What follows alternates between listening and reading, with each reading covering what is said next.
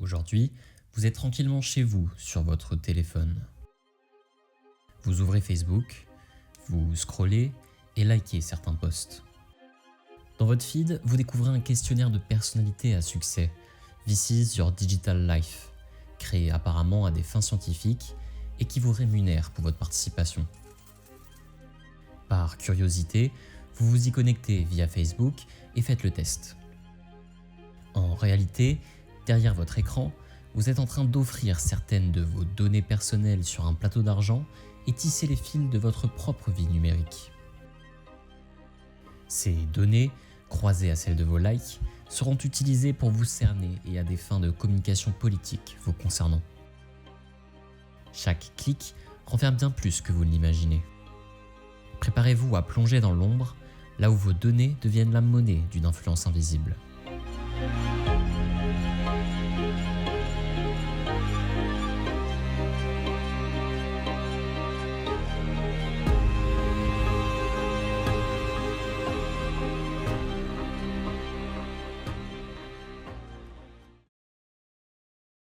Cette vidéo a été conçue pour être regardée ou écoutée selon vos préférences. Et si vous voulez plus d'histoires captivantes et participer à la croissance de la chaîne, n'hésitez pas à aimer, vous abonner et activer la cloche pour ne rien rater. Mais avant, redonnons du contexte à tout ça. Les années 2000 marquent le début d'un nouveau millénaire, une époque de changements rapides et de bouleversements technologiques. Internet a ouvert la voie à une ère de communication instantanée et de partage d'informations à l'échelle mondiale. Février 2004. Dans une petite chambre du campus de l'université de Harvard, Mark, un étudiant de 19 ans, est assis devant son ordinateur, les yeux fixés sur l'écran. La pièce est plongée dans la lueur blanche de l'écran qui éclaire son visage. Son coloc Andrew toque à la porte. Hé Marc, c'est quoi ce nouveau site de Facebook? Ah, c'est juste une idée que j'ai eue après le truc avec FaceMash. Tu te souviens? Les photos et tout ça? Ouais, le truc qui a créé tout un scandale ici à Harvard. Mark a récemment vécu une déception amoureuse. Suite à cette expérience, il a créé FaceMash en octobre 2003, un site qui permettait aux étudiants de Harvard de voter si une personne était hot ou not. Les photos ont été obtenues illégalement à partir des trombinoscopes d'Harvard et l'initiative a suscité des préoccupations en matière de confidentialité et vie privée. Seulement 2 jours après son lancement, il a été fermé sous la pression de l'administration de l'université. Eh bien, je me suis dit, pourquoi pas créer quelque chose de plus social? Un endroit où les gens peuvent se connecter, partager leurs infos, tu vois? Tu veux dire genre comme un réseau social? Ouais, exactement. C'est un réseau pour les étudiants d'Harvard, mais ça pourrait s'étendre. Je l'ai appelé The Facebook. Mais ça va pas te créer encore plus de problèmes? En fait, cette fois, c'est différent. C'est plus orienté vers la connexion entre amis, pas juste des photos à la FaceMash. Et j'ai pris en compte les retours des étudiants. Fais voir ton prototype. On pourrait rajouter ses intérêts sur son profil. Ça serait plus fun. Partant pour m'aider?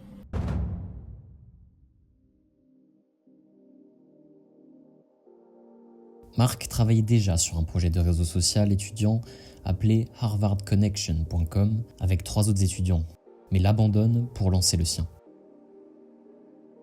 On dit qu'en 2004, lors d'une discussion par chat avec un ami, il se serait déjà vanté d'avoir eu accès à de nombreuses informations des étudiants d'Harvard grâce à Facebook. Mark et Andrew vont travailler toute la nuit sur le projet. Andrew travaille notamment sur le premier logo et les icônes de l'interface. Ils sont rapidement rejoints par Dustin, leur autre coloc, Chris qui participe aussi à la conception du site, et Eduardo, financier. Mais ces jeunes étudiants d'Harvard étaient encore loin d'imaginer la suite de l'histoire. Mark Zuckerberg est né en 1984 dans la banlieue de New York. À 12 ans, il crée déjà TsuckNet, un programme de messagerie que son père utilisait dans son cabinet dentaire. Quelques années plus tard, il lance avec son ami Adam D'Angelo, futur créateur de la plateforme Quora, un logiciel de recommandation musicale appelé Synapse, qui se base alors déjà sur les données de préférence des utilisateurs, comme Spotify le fait aujourd'hui. Il refuse alors même une offre d'achat de Microsoft. Vous connaissez l'histoire. Le nom est changé en Facebook et le site s'ouvre au grand public en 2006. En 2012, l'entreprise effectue une introduction en bourse et devient l'une des plus grandes de l'histoire avec une valorisation de plus de 100 milliards de dollars. Facebook a connu une croissance exponentielle, passant de 6 millions d'utilisateurs en 2005 à près de 3 milliards en 2023. Les acquisitions stratégiques comme Instagram et WhatsApp contribuent à faire de ce groupe un géant, faisant partie des GAFAM et qui deviendra Meta en 2021.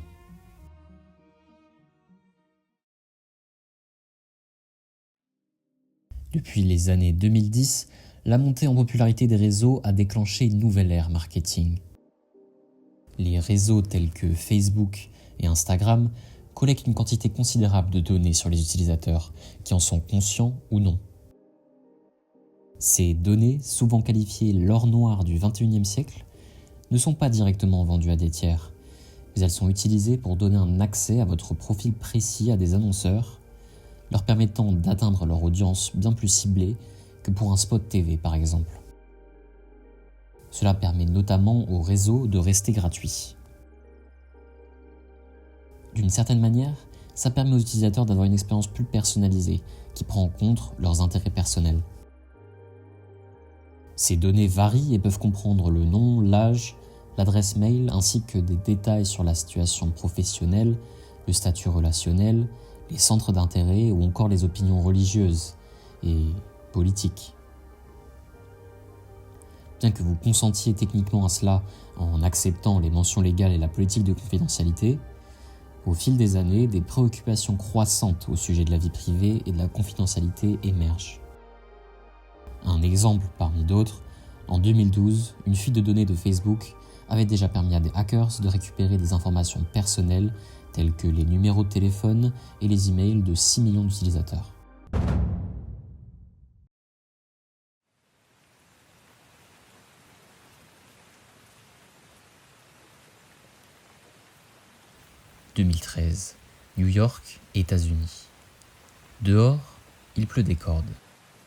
Alexander Nix est PDG de SCL Group, une société anglaise créée en 2005 par Nigel Hawkes et spécialisée dans la recherche comportementale et la communication politique stratégique. Il est accompagné de Steve Bannon, directeur de la publication du média conservateur américain Breitbart News. Les deux hommes ont un projet, et Steve est proche de Robert Mercer, un républicain américain, ex-chercheur en informatique devenu milliardaire. Ils ont prévu de se rencontrer et se retrouvent dans l'appartement de sa fille. Robert les accueille. Bonsoir, messieurs.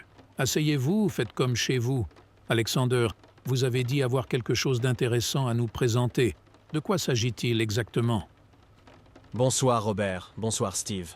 Merci de me recevoir. Notre groupe SCL est fiable et nous avons déjà travaillé pour le Pentagone, le ministère de la Défense britannique et MI6. Robert, on travaille sur un nouveau projet qui pourrait vraiment t'intéresser. Allez Alex, explique l'idée. Nous allons fonder une entreprise spécialisée dans l'exploitation du big data sur les réseaux sociaux. Nous serons en mesure d'assigner des profils psychographiques à des utilisateurs. Ceux-ci nous permettront de leur diffuser des annonces publicitaires personnalisées, ce qui maximisera leur efficacité. Je vois très bien l'idée, mais ça semble ambitieux tout ça. Comment comptez-vous mettre ça en œuvre? En fait, l'idée serait de collecter des données sur les individus, leurs préférences, leurs comportements en ligne, et de les utiliser pour concevoir des annonces ciblées. On pourrait créer des messages sur mesure pour toucher les électeurs de manière plus efficace. Avec les ressources nécessaires, on pourrait bâtir une entreprise britannique capable de révolutionner la manière dont les campagnes politiques sont menées. Robert, c'est toi l'expert en nouvelles technologies. T'en penses quoi? C'est intéressant, je suis prêt à investir. J'en parlerai aussi à ma fille Rebecca. Mais au fait, Ce serait quoi le nom de cette nouvelle entreprise? Eh bien, je n'avais pas encore pensé à un nom, mais je suis ouvert à vos suggestions. Faudrait un nom sérieux qui montre vos origines britanniques. Comment s'appelait cette grande entreprise de conseil? Ah oui, Oxford Analytica. Pourquoi pas Cambridge Analytica? Ça lui donnerait une touche de prestige. J'aime bien. Ça sonne sérieux, ça. On dirait une entreprise qui sait ce qu'elle fait. C'est un excellent choix, Steve. Cambridge Analytica it is alors. Nous pouvons commencer à travailler dès maintenant. Je connais des psychologues, des designers et des data scientists. Je vais former une équipe. En attendant, célébrons ensemble. J'ai ramené une bouteille de champagne.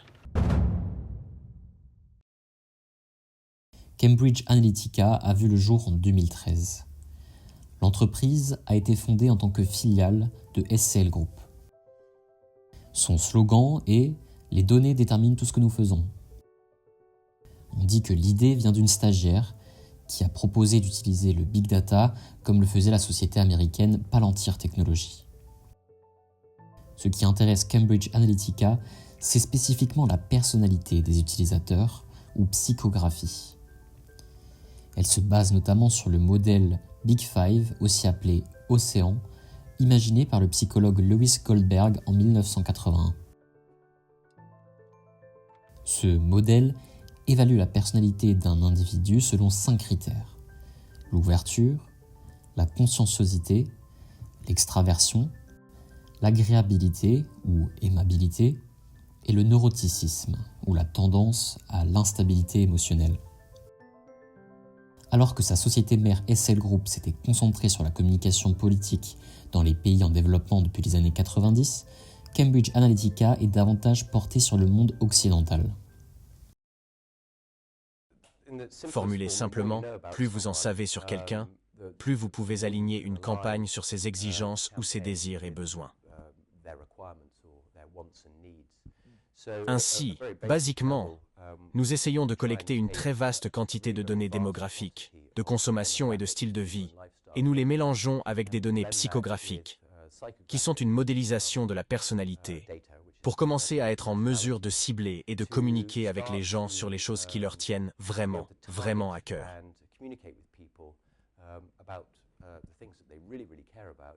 Mais surtout, il est possible de le faire d'une manière qui résonne avec leur personnalité. Ainsi, vous pouvez prendre une question spécifique et la communiquer de plusieurs manières à différents publics en fonction de leur personnalité, afin d'obtenir une sorte d'engagement sur cette question. Cette société fait alors partie d'un réseau du groupe SCL. Aggregate IQ est sa société sœur présente au Canada, dont Mercer est également actionnaire.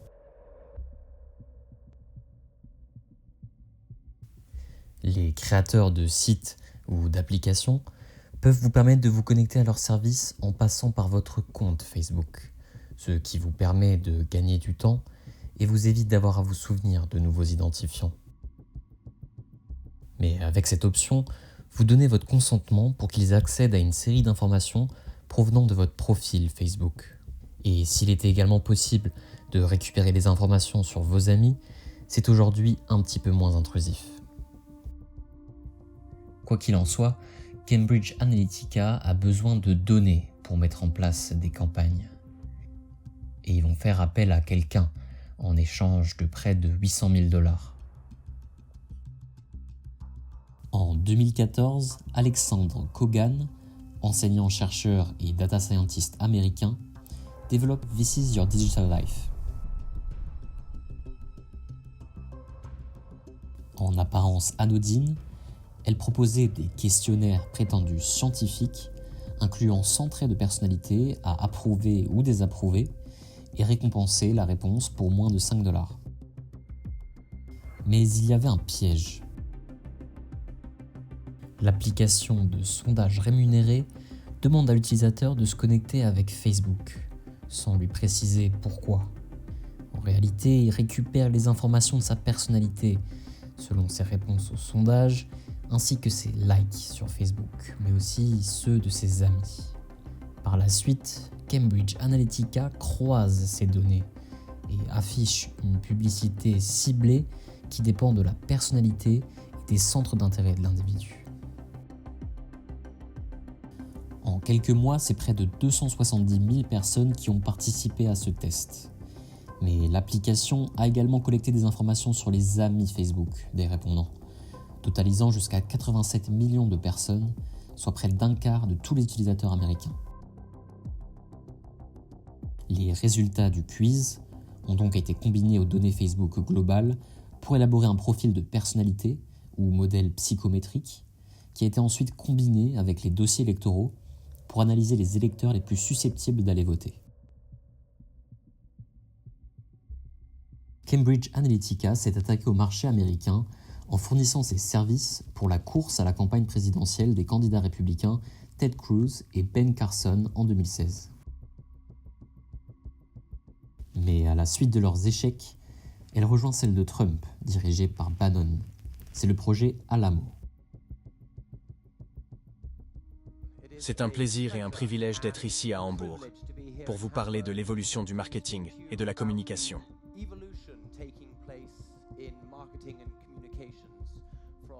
De Mad Men à Mad Men, et en particulier dans le cadre de certains travaux que nous avons réalisés pour la campagne présidentielle de Donald Trump.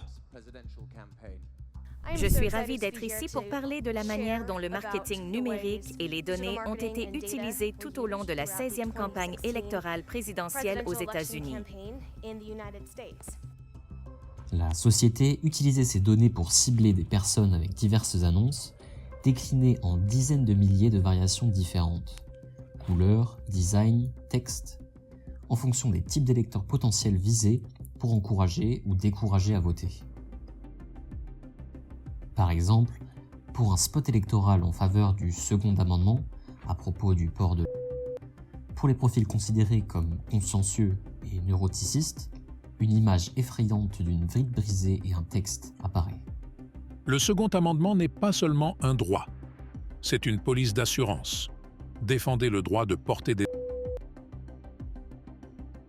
Pour un autre profil considéré comme ferme et aimable, une image d'un père et son fils apparaît avec le texte « De père en fils, depuis la naissance de notre nation, défendez le second amendement. »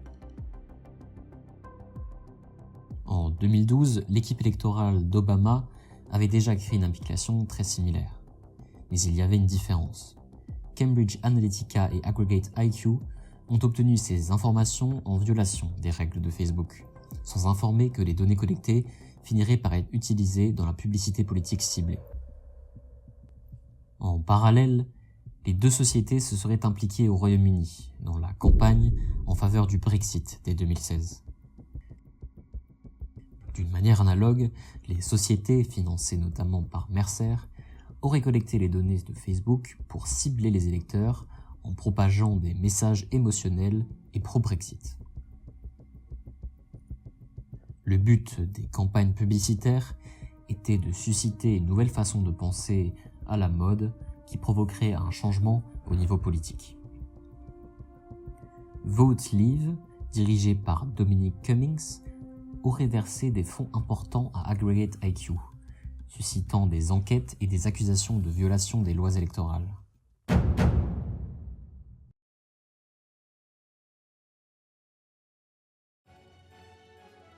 Nous en apprenons davantage sur Cambridge Analytica et son exploitation des données de millions d'Américains à des fins politiques. L'entreprise qui a travaillé pour la campagne de Trump et a tenté d'influencer les électeurs américains en utilisant des informations récoltées auprès de 15 millions d'utilisateurs de Facebook. Un Canadien a dénoncé sa propre entreprise pour avoir recueilli les données privées de 15 millions d'utilisateurs Facebook.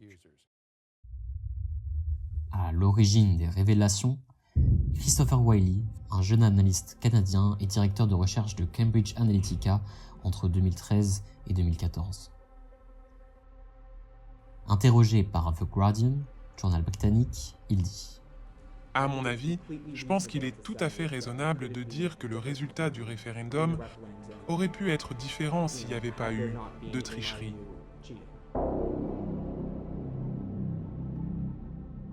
La victoire de Trump l'a amené à remettre en question ses pratiques et il souligne la responsabilité de Facebook.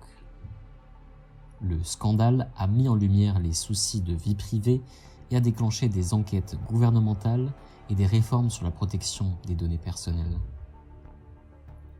Cependant, toujours selon The Guardian, l'enquête du Bureau du commissaire à l'information britannique, ou ICO, conclut que l'entreprise a eu un rôle limité dans le Brexit. L'entreprise et ses méthodes ont été dévoilées comme moins influentes et efficaces qu'elle ne le prétendait. Ça m'a vraiment fait réfléchir à l'impact que Cambridge Analytica a eu non seulement sur la scène politique américaine, mais aussi dans le monde entier. Les enquêtes révèlent que les États-Unis et le Royaume-Uni ne sont pas les seuls concernés. L'Inde détient l'un des plus grands nombres d'utilisateurs de Facebook au monde. Selon un article de la BBC, lors des élections législatives de 2014, le parti au pouvoir, le BJP, aurait engagé Olveno Business Intelligence, société liée à Cambridge Analytica, et a été déclaré coupable. Cambridge Analytica a aussi été accusé d'ingérence dans les élections présidentielles en Argentine, menant une campagne contre Cristina Fernandez de Kirchner. Cette même année, le reportage The Great Hack, paru sur Netflix, met encore davantage en lumière ces affaires. Des documents publiés par Insight en 2020 montrent comment la société démarchait des candidats politiques et des entreprises dans plusieurs pays, tels que le Kenya, la Malaisie et l'Iran. Sa stratégie impliquait souvent la signature de contrats gouvernementaux sous couverture de projets de santé. Des nouvelles concernant Cambridge Analytica. C'est annoncé, c'est la fin. La société de recherche politique a été accusée d'avoir accédé de manière inappropriée à des informations sensibles d'au moins 87 millions d'utilisateurs Facebook. Le groupe SCL et toutes ses filiales vont déclarer faillite, et attribuant cela à des accusations infondées et à une couverture médiatique qui les a éloignés des clients. En septembre 2020, Nix sera condamné à 7 ans d'interdiction de diriger une entreprise en raison de son comportement éthiquement douteux. Je n'étais même pas au courant du minage de données sur Facebook. Le fait est que c'est le business de Facebook. Bannon a été écarté de son rôle à la Maison-Blanche en 2017 et Mercer s'est retiré de plusieurs entreprises après les révélations. Interviewé par The Guardian en 2018, Kogan se dit injustement mis en cause par l'affaire. Les 300 000 personnes qui ont participé à ces questionnaires ont donné leur consentement pour l'utilisation de leurs données et ainsi celle de leurs amis. Mais il lui est reproché d'avoir vendu les données à Cambridge Analytica, ce qui représente une violation des règles de Facebook, et d'avoir eu des travaux financés par le gouvernement russe. Il déclare avoir pensé agir de manière appropriée et qu'il n'avait pas connaissance de l'utilisation à des fins politiques de ces données. Il précise également que l'exactitude des données a été largement exagérée et doute de leur efficacité. Mark Zuckerberg reste silencieux pendant 5 jours. Il aborde finalement l'affaire après le lancement du hashtag #DeleteFacebook, qui a commencé à prendre de l'ampleur dans le monde entier. Nous avons la responsabilité de protéger vos données, et si nous ne pouvons pas le faire, nous ne méritons pas de vous servir. Ces révélations ont déjà entraîné une chute de 7% de l'action Facebook à la bourse de New York en mars 2018. Effectivement, elle a fait chuter hier de 7% Facebook à Wall Street, soit 30 milliards d'euros de valeur boursière partie en fumée. C'est quand même l'équivalent d'une entreprise comme Renault ou EDF. Alex Stamos, alors responsable de la sécurité chez Facebook, tweet le 10 mars 2018. Kogan s'est introduit dans aucun système, n'a contourné aucun contrôle technique et n'a pas utilisé de failles pour collecter plus de données qu'autorisées. Il a cependant utilisé ces données à mauvais escient après les avoir recueillies, mais cela ne constitue pas rétroactivement une violation. Stamos quittera Facebook quelques mois plus tard. Bien que Cambridge Analytica ait affirmé en 2015 avoir détruit les données collectées illégalement suite à la demande par Facebook, elles auraient été envoyées à Aggregate IQ au Canada. Jamais une aussi grande affaire impliquant la vie privée avait vu le jour.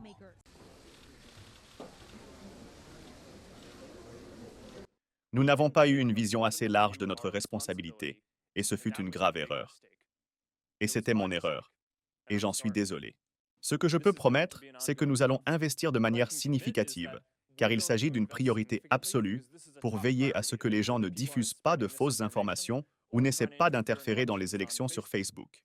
Monsieur Zuckerberg, seriez-vous prêt à partager avec nous le nom de l'hôtel dans lequel vous avez séjourné la nuit dernière? No. Lors des audiences au Congrès en 2018, le sénateur de l'Utah, Orrin Hatch, pose une question sur le modèle économique de Facebook, exprimant son apparente méconnaissance du fonctionnement de la plateforme. Comment maintenir un business model dans lequel les utilisateurs ne paient pas? Sénateur, nous diffusons des publicités. En 2018, l'ICO a infligé à Facebook l'amende maximale autorisée par la législation britannique, 500 000 livres.